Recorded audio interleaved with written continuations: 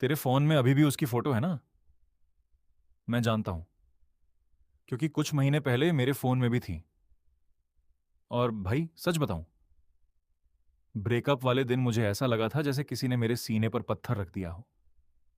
हर 5 minute में phone उठाता था, कभी उसकी चैट खोलता था, कभी उसकी प्रोफाइल। हर बार खुद से यही कहता था, बस एक बार और देख रहा हूं। लेकिन वो एक बार कभी एक बार नहीं होता। शुरुआत के कुछ हफ्ते बहुत अजीब थे। रात को नींद नहीं आती थी, सुबह उठने का मन नहीं करता था, काम में ध्यान नहीं लगता था। ऑफिस में लोगों के बीच बैठकर हंस तो देता था, लेकिन जैसे ही कमरे में वापस आता था सब फिर वहीं पहुंच जाता था। और सबसे बुरी बात पता है क्या थी? मैं किसी को बता भी नहीं पा रहा था कि मेरे अंदर क्या चल रहा है। माँ बाप को क्या बोलता, दोस्तों को कितनी बार वही कहानी सुनाता। और सच कहूं, हम लड़कों के साथ एक दिक्कत है। हमें बचपन से यही सिखाया जाता है कि मर्द रोते नहीं हैं, इसलिए हम रोते भी नहीं।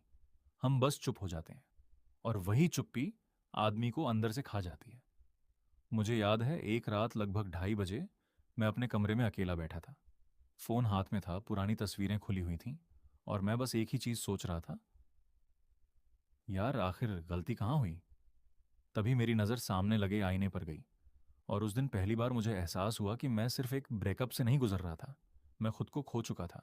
जो लड़का पहले कॉन्फिडेंट था, जो अपनी लाइफ को लेकर एक्साइटेड रहता था, जो बड़े सपने देखता था, वो कहीं गायब हो चुका था। और उसकी जगह एक ऐसा आदमी खड़ा था, जो किसी ऐसे इंसान के लिए टूट रहा था जो शायद उस वक्त आराम से सो रही थी। उसी रात मुझे एक बात समझ आई, ये सिर्फ ब्रेकअप नहीं था, ये एक वेकअप कॉल थी। और अगर तू अभी ये वीडियो देख रहा है, रात के 2 बजे, अकेले कमरे में, बिना किसी को बताए कि तू अंदर से कितना टूट चुका है, तो भाई मैं तुझे जज नहीं करूंगा, क्योंकि मैं वहां से गुजर चुका हूं। और मैं तुझे वो 5 चीजें बताने वाला हूं जिन्होंने मुझे धीरे धीरे वापस खड़ा किया। ये कोई 30 दिन में अल्फा मेल वाली बकवास नहीं है। ये वो चीजें हैं जो मैंने सच में की थी। पहला हथियार, द गोस्ट प्रोटोकॉल। ब्रेकअप के बाद मैंने सबसे बड़ी गलती यही की थी कि मैं हर दिन क्लोजर ढूंढ रहा था। एक बार बात हो जाए, एक आखिरी कॉल, बस ये जानना है कि उसने ऐसा क्यों किया। लेकिन कुछ दिनों बाद मुझे समझ आया कि मैं जवाब नहीं ढूंढ रहा था, मैं बस उसे वापस चाहता था। और भाई सच यही है कि हर बार जब तू उसकी प्रोफाइल खोलता है, उसकी स्टोरी देखता है, या पुरानी चैट पढ़ता है, तू अपने जख्म को फिर से खोल देता है। इसलिए मैंने एक फैसला लिया, मैं गायब हो गया। ना कोई मैसेज, ना कोई कॉल, ना किसी दोस्त से उसके बारे में पूछना।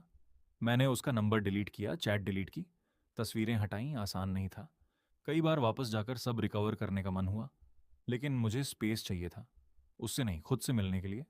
और यहीं से मेरी हीलिंग शुरू हुई। दूसरा हथियार, 2 आयरन थ्रोन। इंटरनेट पर लोग बोलते हैं, कल से सुबह 5 बजे उठ, 100 पुशअप्स लगा और जानवर बन जा।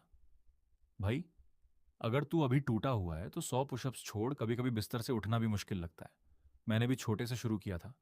पहले दिन 10 पुशअप्स, फिर 15, फिर 20। कभी छत पर चला गया, कभी पार्क में। कुछ दिनों बाद जिम ज्वाइन किया। मैं बॉडी नहीं बना रहा था, मैं खुद को वापस बना रहा था। और धीरे धीरे मुझे समझ आया कि जब शरीर मजबूत होता है तो दिमाग भी थोड़ा शांत होने लगता है। पहली बार जब मैंने आईने में खुद को देखा और लगा कि मैं पहले से बेहतर दिख रहा हूं, उस दिन एहसास हुआ कि मैं सिर्फ उसे खो नहीं रहा था, मैं खुद को वापस पा रहा था। तीसरा हथियार, दे स्कैरसिटी डिस्ट्रॉयर। ब्रेकअप के बाद दिमाग तुझे सबसे बड़ा झूठ बोलता है, बस वही थी, अब कोई नहीं मिलेगा, मेरी लाइफ खत्म हो गई। और मैं भी यही सोचता था। लेकिन फिर मुझे एहसास हुआ कि मेरी पूरी दुनिया सिर्फ एक इंसान के आसपास घूमने लगी थी। इसलिए मैंने खुद को मजबूर किया कि मैं फिर से लोगों से मिलूं। पुराने दोस्तों को कॉल किया, नए लोगों से बात की, कुछ डेटिंग ऐप्स भी डाउनलोड किए। नहीं इसलिए नहीं कि मुझे अगले दिन नई गर्लफ्रेंड चाहिए थी, बल्कि इसलिए कि मेरे दिमाग को यह समझ आए कि दुनिया एक इंसान पर खत्म नहीं होती। धीरे धीरे वो डर कम होने लगा और मुझे समझ आया कि अकेले रहना और अकेला पड़ जाना दोनों अलग चीजें हैं। चौथा हथियार, दी फिनिक्स प्रोटोकॉल। ब्रेकअप इतना दर्द क्यों देता है? क्योंकि हम सिर्फ इंसान नहीं खोते, हम अपने प्लान खोते हैं। हम यहां जाएंगे, हम ये करेंगे, हमारी शादी होगी। और जब वो इंसान चला जाता है तो ये सारे सपने भी चले जाते हैं। तभी मैंने खुद से एक सवाल पूछा, उससे पहले मैं कौन था? और भाई उस सवाल ने मेरी जिंदगी बदल दी। मैंने फिर से अपने गोल्स लिखे, कौन सी स्किल सीखनी है, कितना पैसा कमाना है, कैसी बॉडी चाहिए, कहाँ घूमने जाना है। मैंने एक कागज पर ऊपर लिखा, मेरा एम्पायर और नीचे 3 चीजें लिखी जिन्हें मैं अगले कुछ महीनों में हासिल करना चाहता था। पहली बार मुझे लगा कि मेरी जिंदगी सिर्फ किसी के आने और जाने से बड़ी है। 5वां हथियार, द किंग मेकर रूटीन। सुन भाई, मैं तुझे कोई मोटिवेशनल डायलॉग नहीं दूंगा, लेकिन एक चीज मैंने नोटिस की। जिन दिनों में देर रात तक उसकी प्रोफाइल देखता था, सुबह देर से उठता था, दिन भर रील्स स्क्रॉल करता था और खुद पर तरस खाता था, उन दिनों मैं सबसे ज्यादा टूटा हुआ महसूस करता था। और जिन दिनों मैं थोड़ा जल्दी उठा, थोड़ा वर्कआउट किया, थोड़ा पढ़ा, थोड़ा काम किया, उन दिनों दर्द थोड़ा कम था। तभी मुझे समझ आया कि डिसिप्लिन सिर्फ सक्सेस के लिए नहीं होता। कई बार डिसिप्लिन तुझे टूटने से बचाता है। इसलिए मैंने अपने लिए कुछ छोटे नियम बनाए। एक, तय समय पर उठना, सुबह उठते ही फोन नहीं छूना, वर्कआउट करना, अच्छा खाना खाना, और सबसे जरूरी, उसकी प्रोफाइल चेक नहीं करना, क्योंकि हीलिंग एक दिन में नहीं होती। कुछ दिन तू बहुत अच्छा महसूस करेगा और कुछ दिन एक गाना सुनकर फिर से टूट जाएगा। और भाई, ये बिल्कुल नॉर्मल है।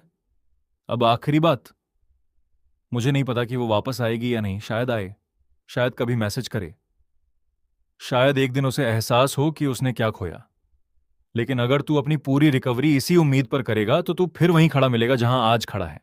इसलिए खुद को उसके लिए मत बदल, खुद को अपने लिए बदल, ताकि एक दिन कुछ महीनों बाद जब तू आईने में खुद को देखे तो तू ये कह सके, हाँ, उस दौर ने मुझे तोड़ा था, लेकिन उसने मुझे खत्म नहीं किया। और अगर तू अभी भी उस दौर से गुजर रहा है, अगर तू किसी को ये सब बता नहीं पा रहा, तो भाई, एक बात याद रख, तू कमजोर नहीं है, तू सिर्फ चोट खाया हुआ है। और चोट खाया हुआ आदमी भी वापस खड़ा हो सकता है। अगर तू सच में समझना चाहता है कि रिश्ते कैसे काम करते हैं, लड़के कहाँ गलती करते हैं और लोग प्यार में इतना बदल क्यों जाते हैं, तो इस चैनल को अभी सब्सक्राइब कर ले, क्योंकि यहां सिर्फ मोटिवेशन नहीं मिलेगा। यहां हम उन चीजों की बात करेंगे जो ज्यादातर लोग बोलने से डरते हैं। औरतें कैसे सोचती हैं, मर्द कहाँ इमोशनल होकर अपनी वैल्यू खो देते हैं, रिश्ते क्यों टूटते हैं, और कैसे एक आदमी अपने सबसे बुरे दौर से निकलकर फिर से खड़ा हो सकता है। चैनल की बाकी वीडियोस भी देख लेना। हो सकता है उनमें से कोई एक वीडियो तुझे वो जवाब दे दे जो तू पिछले कई महीनों से ढूंढ रहा है। और याद रख, मैं तेरे लिए लड़ाई नहीं लड़ सकता, लेकिन जब तक तू लड़ रहा है तब तक तू अकेला नहीं है। नीचे कमेंट कर, अ किंग मोड ऑन।